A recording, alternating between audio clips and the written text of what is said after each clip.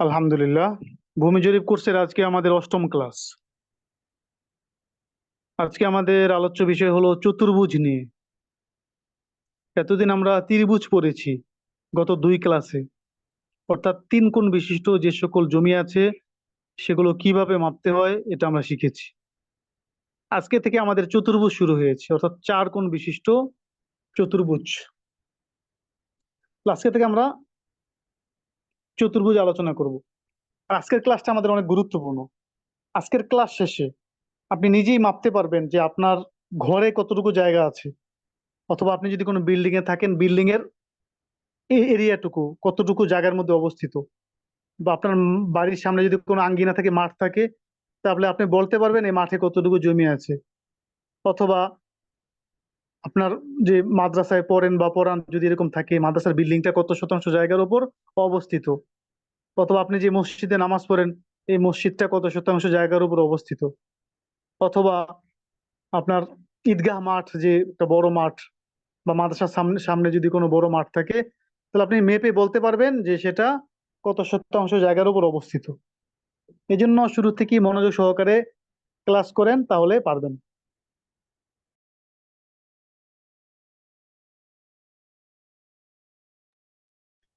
তো আজকে আমরা চতুর্ভুজ নিয়ে আলোচনা করব। চতুর্ভুজ হলো চারটা বাহু বিশিষ্ট। চারটা বাহু দ্বারা সীমাবদ্ধ ক্ষেত্রকে চতুর্ভুজ বলে। এখানে দেখেন, চতুর্ভুজের সংজ্ঞা: চারটি সরল রেখা দ্বারা সীমাবদ্ধ সমতল ক্ষেত্রকে চতুর্ভুজ বলে। তবে চারটি রেখা দ্বারা সীমাবদ্ধ থেকেও চতুর্ভুজটি বিভিন্ন আকৃতির হতে পারে। আর এই আকৃতিগত ভিন্নতার কারণে বাহুর পরিমাণ সমান হয়েও ক্ষেত্রফল ভিন্ন হতে পারে। অতএব বাহুর পাশাপাশি আকৃতির প্রতিও লক্ষ্য রেখে চতুর্ভুজের শ্রেণীকরণ করতে হবে। তারপর স্ব ক্ষেত্র সূত্র অনুযায়ী ক্ষেত্রফল নির্ণয় করতে হবে। চতুর্ভুজ মোট 6 প্রকার।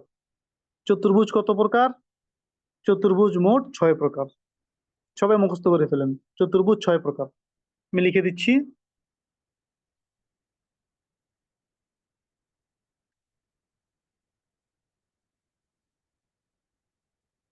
আয়তক্ষেত্র।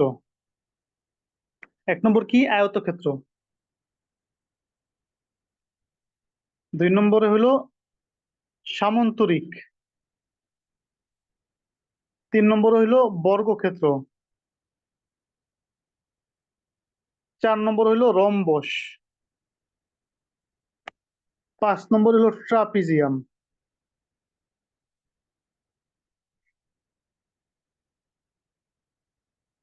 ট্রাপিজিয়াম। 6 নম্বরে হইলো অনিয়মিত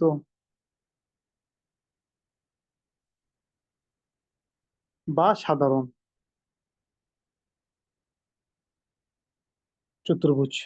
সবাই দেখেন, চতুর্ভুজ মোট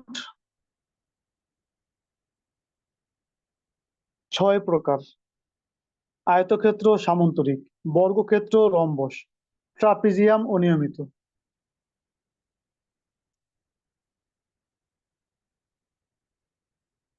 এবার দেখেন, সবাই মুখস্থ করেন: আয়তক্ষেত্র সামন্তরিক, বর্গক্ষেত্র রম্বস, ট্রাপিজিয়াম অনিয়মিত। এই 6টা দুইটা দুইটা করে মুখস্থ করেন, সহজ হবে। আয়তক্ষেত্র সামন্তরিক 2টা, বর্গক্ষেত্র রম্বস 2টা, ট্রাপিজিয়াম অনিয়মিত বা সাধারণ চতুর্ভুজ 6টা। তাহলে চতুর্ভুজ মোট কত প্রকার হইলো? চতুর্ভুজ হইলো মোট 6 প্রকার: আয়তক্ষেত্র সামন্তরিক, বর্গক্ষেত্র রম্বস, ট্রাপিজিয়াম অনিয়মিত। কার কার মুখস্থ হয়েছে হাত উঠায় দেখান।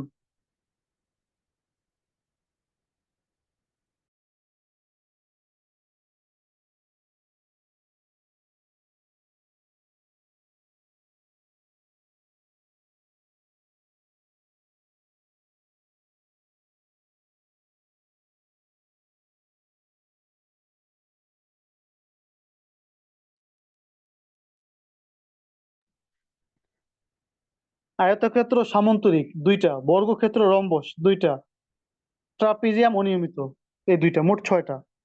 কার কার মুখস্থ হয়েছে হাত উঠান।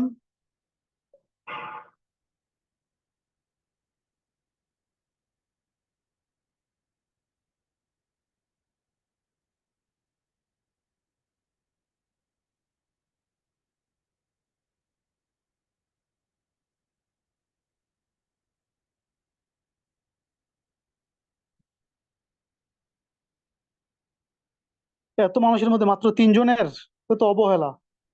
এটা কঠিন তো কিছু না, আমি তো বলে দিলাম সহজ করে। দুইটা দুইটা করে, আয়তক্ষেত্র সামান্তরিক দুইটা, বর্গক্ষেত্র রম্বস চারটা, ট্রাপিজিয়াম অনিয়মিত এই দুইটা, ছয়টা। আয়তক্ষেত্র সামান্তরিক, বর্গক্ষেত্র রম্বস, ট্রাপিজিয়াম অনিয়মিত।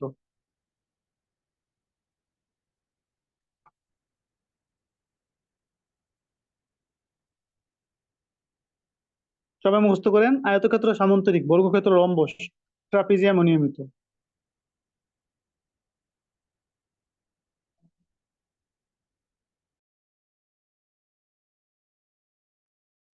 ঠিক আছে, আমাদের মুখস্থ হয়ে গেছে, এবার আমরা সামনে আগাই। প্রথম আমরা শিখবো আয়তক্ষেত্র কাকে বলে। আয়তক্ষেত্রের পরিচয় আমরা আগে শিখবো।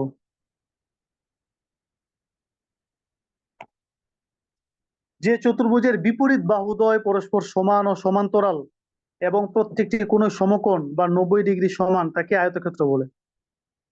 সংজ্ঞাটা দেখেন, বিপরীত বাহুদ্বয় পরস্পর সমান ও সমান্তরাল এবং প্রত্যেকটি কোণে 90 ডিগ্রি, তাকে আয়তক্ষেত্র বলে। যেমন চিত্রে এবিসিডি একটি আয়তক্ষেত্র, যার দৈর্ঘ্য 150 ফুট এবং প্রস্থ 100 ফুট। ক্ষেত্রফল কত? দৈর্ঘ্য 150 ফুট, প্রস্থ 100 ফুট, ক্ষেত্রফল কত? তাকে আমাদের আয়তক্ষেত্র চিনতে হবে, হ্যাঁ। যেমন একটা বাহু, এর বিপরীতে আরেকটা বাহু, দুইটা বাহু সমান 150 ফুট, 150 ফুটে ফুটের চিহ্ন, এখানে 100 ফুট, এখানে 100 ফুট। তাহলে এটা হলো সমান্তরাল, এটা কি সমান্তরাল, অর্থাৎ এখানে ফাঁকা যতটুকু, সব জায়গায় ফাঁকা এতটুকু, এটাকে বলে সমান্তরাল। রেল লাইন চিনেন? রেল লাইন এভাবে যায়, অর্থাৎ মোড় হইলেও চতুর্পাশে সমান, মাঝখানে ফাঁকাটা সমানই থাকে। যতই ঘূর্ণা হোক বা যতই মোড় হোক, মাঝখানে কি ফাঁকাটা সমানই থাকে। এটাকে বলে সমান্তরাল, সমান তালে চলা। তাহলে যে চতুর্ভুজের বিপরীত বাহুদ্বয় পরস্পর সমান ও সমান্তরাল, এই বাহুটা 150, এই বাহুটা 150, এই বাহুটা 150, সমান হইল না? বিপরীত বাহু না? সমান। আবার এই বাহুটা 100, এটার বিপরীত এটা 100, সমান হইল না? আবার সমান্তরাল, অর্থাৎ দুইটার মাঝখানে গ্যাপ, এখান থেকে এখানে গ্যাপ দূরত্ব যতটুকু, এখানেও দূরত্ব ততটুকু, এখানে দূরত্ব ততটুকু, এগুলো সমান্তরাল। সমান ও সমান্তরাল এবং প্রত্যেকটা কোণ সমকোণ। এই যে একটা কোণ সমকোণ, এই যে একটা কোণ সমকোণ, এই যে একটা কোণ সমকোণ, এই যে একটা কোণ সমকোণ, এরকম যদি থাকে তাহলে সেটাকে আয়তক্ষেত্র বলে। যে চতুর্ভুজের বিপরীত বাহুদ্বয় পরস্পর সমান ও সমান্তরাল এবং প্রত্যেকটি কোণই সমকোণ, প্রত্যেকটি কোণই সমকোণ, তাকে আয়তক্ষেত্র বলে। আমরা আয়তক্ষেত্র চিনলাম, এবার আয়তক্ষেত্রের ক্ষেত্রফল নির্ণয়ের সূত্র কি? ক্ষেত্রফল নির্ণয়ের সূত্র দৈর্ঘ্য গুণ প্রস্থ সমান ক্ষেত্রফল। সবাই মুখস্থ করেন, দৈর্ঘ্য গুণ প্রস্থ সমান ক্ষেত্রফল।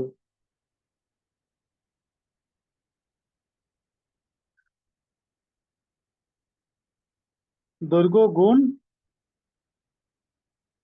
প্রস্থ সমান ক্ষেত্রফল। দৈর্ঘ্য 150 গুণ প্রস্থ 100। দৈর্ঘ্য মানে যেটা লম্বা বেশি এটা দৈর্ঘ্য, যেটা কম লম্বা এটা প্রস্থ। তাহলে 150 আর 100 সমান সমান কত হয়?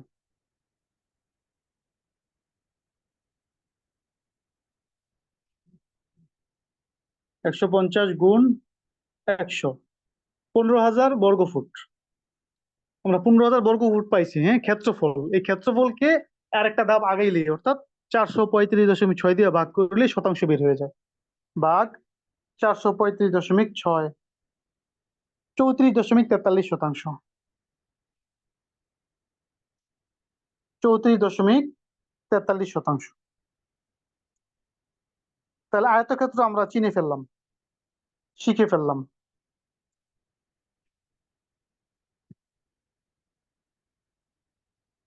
তো আমি যদি এরকম আয়তক্ষেত্র আপনাদেরকে দেই, তাহলে যে কোনো আয়তক্ষেত্রের ফলাফল তো আপনারা বের করতে পারবেন, তাই না? তাহলে আমি আপনাকে কি একটা আয়তক্ষেত্র দিয়ে দিই?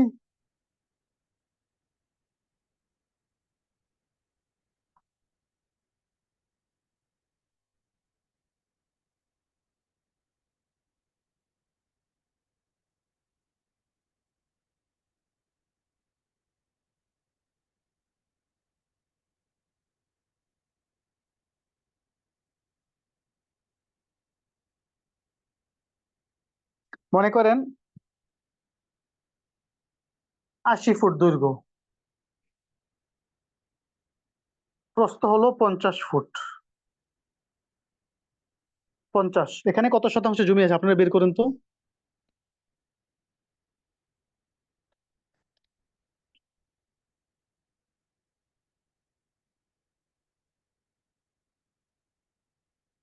দ্রুত করেন, হ্যাঁ।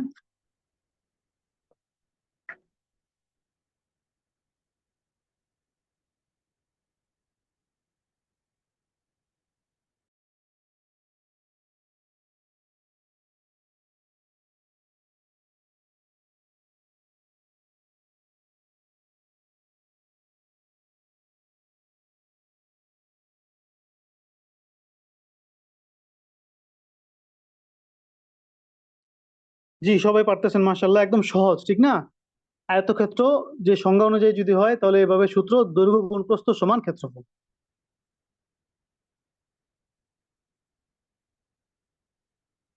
এবার আমরা যাব পরেরটায়। আয়তক্ষেত্রের পরে কি বলেন তো?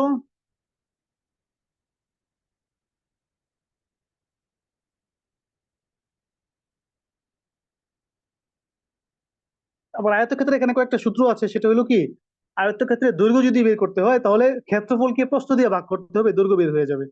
আবার যদি প্রস্থ বের করতে হয় তাহলে ক্ষেত্রফলকে ক্ষেত্রফলকে প্রস্থ দিয়ে ভাগ করলে দৈর্ঘ্য বের বের বের হবে, ক্ষেত্রফলকে দৈর্ঘ্য দিয়ে ভাগ করলে প্রস্থ বের হবে। আর চারটা বাহুর যোগফলকে পরিসীমা বলা হয়। 2 নম্বর হলো সামান্তরিক। যে চতুর্ভুজের বিপরীত বাহুদ্বয় পরস্পর সমান ও সমান্তরাল কিন্তু কোনো কোণই সমকোণ নয়, বরং বিপরীত কোণদ্বয় পরস্পর সমান, তাকে সামান্তরিক বলে। সামান্তরিকের যে কোনো বাহুর উপর লম্ব অঙ্কন করা হয়, যে বাহুর উপর লম্ব অঙ্কন করা হয় তাকে সামান্তরিকের ভূমি, আর ভূমি থেকে তার বিপরীত দিকের সোজাসুজি অঙ্কিত লম্বকে সামান্তরিকের উচ্চতা বলে। এক কথায় বোঝেন, সামান্তরিকটা হলো আয়তক্ষেত্রের চ্যাপ্টা রূপ। আয়তক্ষেত্রের চ্যাপ্টা রূপ হলো কি? সামান্তরিক।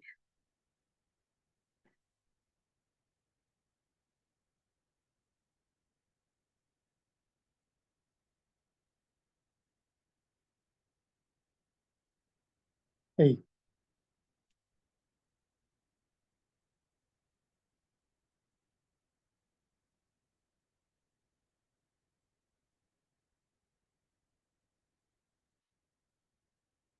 বাহুর পরিমাণ 150 ঠিকই আছে, ঠিক আছে, 100 ঠিকই আছে, কিন্তু কোনগুলো কিনা সমকোণ না। সংজ্ঞাটা কি ছিল? যে চতুর্ভুজের বিপরীত বাহুদ্বয় পরস্পর সমান ও সমান্তরাল, কিন্তু কোনো কোনোই কিনা সমকোণ না।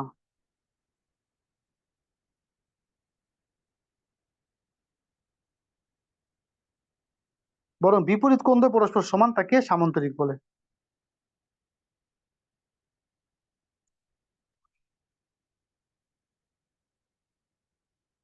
এই যে এখানে 100, এখানেও 100, সমান এবং সমান্তরাল। 150 আর কি, 50 দৈর্ঘ্য, প্রস্থ এখানে 100, এখানেও 100, কিন্তু কোণ দেখেন একটা কোনো কিনা সমকোণ না, বরং বিপরীত কোণদ্বয় সমান। যেমন এই কোণটা যেমন, এটার বিপরীত হলো এই কোণটা, এটা তেমন, অর্থাৎ স্থূলকোণী। আবার এই কোণটা যেমন, এর বিপরীত হলো এটা সূক্ষ্মকোণী। তাহলে বিপরীত কোণদ্বয় পরস্পর সমান এমন যদি হয় চতুর্ভুজ, তাহলে তাকে সামান্তরিক বলে। যে চতুর্ভুজের বিপরীত বাহুদ্বয় পরস্পর সমান ও সমান্তরাল কিন্তু কোনো কোনো সমকোণ নয়, বরং বিপরীত কোণদ্বয় সমান, তাকে সামান্তরিক বলে।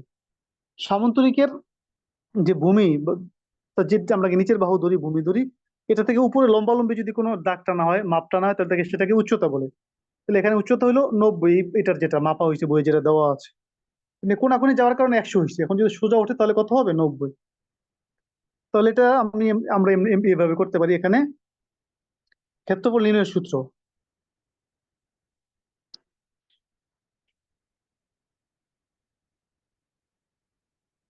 ভূমি গুণ উচ্চতা সমান ক্ষেত্রফল। ভূমি গুণ উচ্চতা সমান ক্ষেত্রফল। ভূমি 150, উচ্চতা 90। ভূমি কত? 150। উচ্চতা 90, তাহলে সূত্র কি? সামান্তরিকের ক্ষেত্রফল নির্ণয়ের সূত্র হলো ভূমি গুণ উচ্চতা সমান ক্ষেত্রফল। ভূমি 150 গুণ উচ্চতা হলো 90 সমান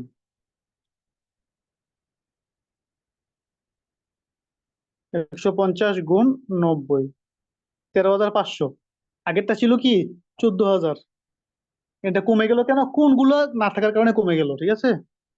ভাগ 435.6, 30.99%, 31%। আগেরটা ছিল 34%, 3% কমে গেল। কমে যাওয়ার কারণ হলো কি, এখানে কোনগুলো নাই, এই বরাবর হইতো লম্বা, এই বরাবর হইতো লম্বা, সেটা হয় নাই, এই জন্য হয়ে গেল। তাহলে আমরা সামান্তরিক চিনেছি, সংজ্ঞা অনুযায়ী কাজ করলে সব হয়ে যাবে।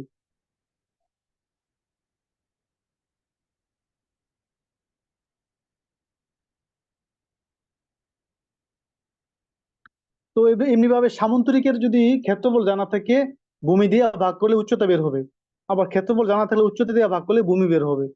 আর সামান্তরিকের পরিসীমা, চারটি বাহুর যোগফলকে সামান্তরিক পরিসীমা বলা হয়। বিশেষ দ্রষ্টব্য, আমরা লক্ষ্য করেছি যে উপরে উল্লেখিত আয়তক্ষেত্র ও সামান্তরিক দুটি বাহুর পরিমাণ সমান, কিন্তু আকৃতিগত কৌণিক পার্থক্যের কারণে একটিকে আয়তক্ষেত্র ও সামান্তরিকের বাহুর পরিমাণ সমান হওয়া সত্ত্বেও ক্ষেত্রফলে কম বেশি হয়েছে। মূলত সামান্তরিকের উচ্চতা যত কমে আসবে, ক্ষেত্রফল তত কম হবে। আয়তক্ষেত্রের উচ্চতা ছিল 100, সামুদ্রিকের উচ্চতা হয়ে গেছে 90, এর জন্য ফলাফল কম হয়েছে। মূলত সামুদ্রিকের উচ্চতা যত কমে আসবে, ক্ষেত্রফল তত কম হবে। অতএব কোনো জমি আকৃতির দিক থেকে সামুদ্রিক হলে তার ক্ষেত্রফল নির্ণয় অবশ্যই উচ্চতা নিতে হবে। অন্যথায় সরাসরি বাহু গুণ বাহু দ্বারা ক্ষেত্রফল করতে গেলে ফলাফলের মারাত্মক ভুল হবে। তবে পরিসীমায় কোনো প্রকার পার্থক্য হবে না, কারণ পরিসীমা নির্ধারণ হয় বাহুর পরিমাণ দিয়ে। অতএব দুটির বাহুর সমান হলে পরিসীমাও সমান হবে। প্রকৃতপক্ষে আয়তক্ষেত্রের যে কোনো বিপরীত দুটি কোণ ভিতরের দিকে চেপে গেলে যে আকৃতি পরিলক্ষিত হয় সেটাকেই সামান্তরিক বলে। আশা করি সামান্তরিক সম্পর্কে আমাদের আর কোনো প্রশ্ন নাই। এবার আমরা 3 নম্বর যেটা আছে সেটা হলো বর্গক্ষেত্র। কাকে বলে? যে চতুর্ভুজের চারটি বাহুই পরস্পর সমান ও সমান্তরাল। আয়তক্ষেত্র কি ছিল? বিপরীত বাহুদ্বয় পরস্পর সমান ও সমান্তরাল। আর বর্গক্ষেত্রের সূত্র কি? চারটি বাহুই পরস্পর সমান ও সমান্তরাল, প্রত্যেকটি কোণই সমকোণ, তাকে বর্গক্ষেত্র বলে। যেমন চিত্রে এবিসিডি একটি বর্গক্ষেত্র, যার চারটি বাহুই 105 করে। চতুর্ভুজের বিপরীত কোণদ্বয়ের সংযোজক সরলরেখাকে চতুর্ভুজের কর্ণ বলে।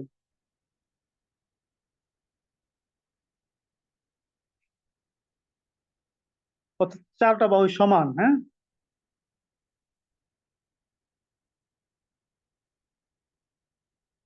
105 ফুট, 105 ফুট, 105 ফুট, 105 ফুট সমান। এটাকে কি বলে? যদি সমান হয়, যে চতুর্ভুজের চারটি বাহু পরস্পর সমান ও সমান্তরাল এবং প্রত্যেকটা কোণে সমকোণ, তাকে বর্গক্ষেত্র বলে। এই যে কোণগুলো সবগুলা সমকোণ, হ্যাঁ, সবগুলা কি সমকোণ, চারটা বাহুই পরস্পর সমান ও সমান্তরাল। এরপরে সামান্তরিকের বর্গক্ষেত্রের এক কোণ থেকে আরেক কোণের যে দূরত্ব, যেমন এই কোণ থেকে এই কোণের দূরত্ব, এই কোণ থেকে এই কোণের দূরত্ব, এটাকে কি বলে? কর্ণ বলে। কি বলে? কর্ণ। অর্থাৎ মাপার পরে যেটা পাওয়া যায় সেটাই কর্ণ। তো এখানে কর্ণ দেওয়া আছে 148.49। এখানে দূরত্বটা কত? 148.49।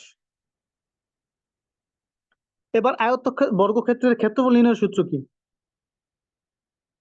বর্গক্ষেত্রের ক্ষেত্রফল নির্ণয়ের সূত্র হলো বাহু স্কয়ার। বাহু স্কয়ার মানে বাহু গুণ বাহু। বাহু স্কয়ার মানে কি? বাহু গুণ বাহু। আবার বাহু নির্ণয় করতে হলে কি করতে হইব? ক্ষেত্রফলের উপরে √ওভার চাপলে বাহু বের হয়ে যাবে। কর্ণ বের করতে হলে কি করতে হইব? বাহু গুণ √2 সমান কর্ণ। তাহলে বাহু বের হয়ে যাবে, কর্ণ বের হয়ে যাবে। তাহলে আমরা দেখি এক একটা করে। সূত্র কি? সূত্র হলো বাহু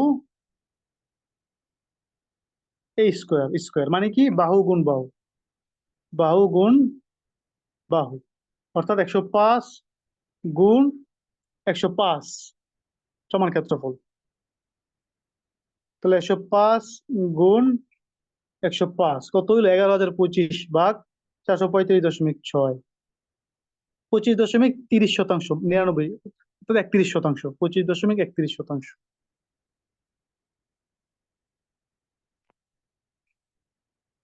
আবার যদি আপনি বাহু বের করতে চান, 11,025 যে ক্ষেত্রফল, এটাকে রুট ওভার চাপলে বাহু বের হয়ে যাবে। আগে কি করতে হয়? আগে মোবাইল ক্যালকুলেটর রুট ওভার আগে চাপতে হয়। রুট ওভার 11,025 যদি সমান সমান দিই, তাহলে 105 হয়ে গেল। হ্যাঁ, একটা বাহু বের হয়ে গেল।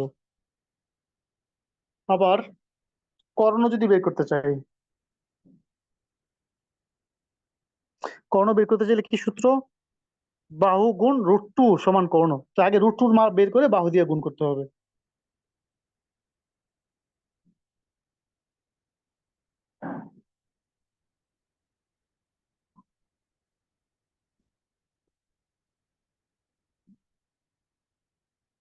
√2 সমান সমান √2 মানে এটা পাইলাম, এরপরে গুণ বাহু, বাহু কত? 105। কত হয়ে গেল? 148.49। ওই যে কর্ণ পেয়ে গেলাম আমরা। তো এইভাবে আমরা কি করব? বর্গক্ষেত্রের ক্ষেত্রফল নির্ণয় করব। যদি বুঝে থাকেন তাহলে আমি একটা অঙ্ক দিয়ে আপনারা করে ফেলেন।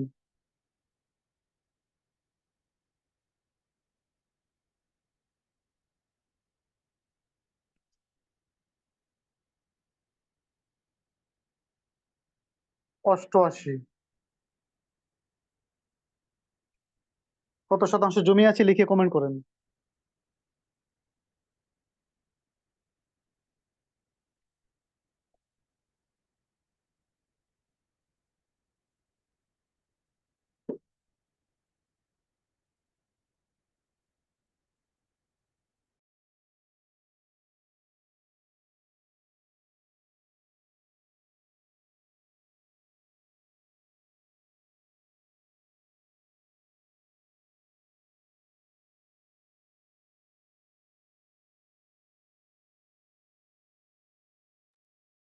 বাহু কিন্তু অষ্টআশি, অষ্টআশি।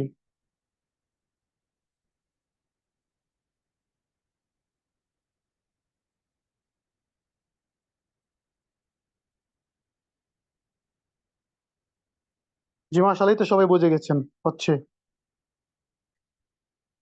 তাহলে এই যে আমরা আজকে তিনটা জিনিস শিখলাম। আয়তক্ষেত্র মোট, প্রথম আমরা আমরা পড়লাম চতুর্ভুজ মোট 6 প্রকার: আয়তক্ষেত্র, সামান্তরিক, বর্গক্ষেত্র, রম্বস, ট্রাপিজিয়াম, অনিয়মিত চতুর্ভুজ। এই 6 প্রকারের মধ্যে আজকে আমরা তিনটা শিখে ফেললাম। 1 নম্বর আয়তক্ষেত্র, 2 নম্বর সামান্তরিক, 3 নম্বর বর্গক্ষেত্র। তিনটা আমরা শিখে ফেললাম। আয়তক্ষেত্রের সূত্র কি? দৈর্ঘ্য গুণ প্রস্থ। সামান্তরিকের সূত্র কি? ভূমি গুণ উচ্চতা। আর বর্গক্ষেত্রের সূত্র কি? বাহু স্কয়ার, বাহু গুণ বাহু। এই তিনটার দ্বারাই, আজকের ক্লাসের দ্বারাই কিন্তু আমরা চতুর্ভুজ সব শিখিয়ে ফেলেছি, যেটা আমি শুরুতে বললাম। আপনি সবকিছু আজকে মাপতে পারবেন। সবাই কালকে ট্রাই করবেন, হ্যাঁ? আপনার ঘরের পরিমাণ কতটুকু, আপনার মাঠের পরিমাণ কতটুকু, উঠানের পরিমাণ কতটুকু, বাড়ির পাশে যদি ছোট্ট জমি থাকে মাপবেন কতটুকু। আপনি যে কোনো জমি, যেটা বাউন্ডারি দেওয়া আছে, সীমানা দেওয়া আছে, আপনি চাইলে মাপতে পারবেন, মেপে আপনি বের করতে পারবেন। মেপে বের করে প্র্যাকটিস করে গ্রুপে দিবেন, কে কোনটা মাপছেন সব দিবেন। তো আজকে আমাদের মূল ক্লাস এই পর্যন্তই।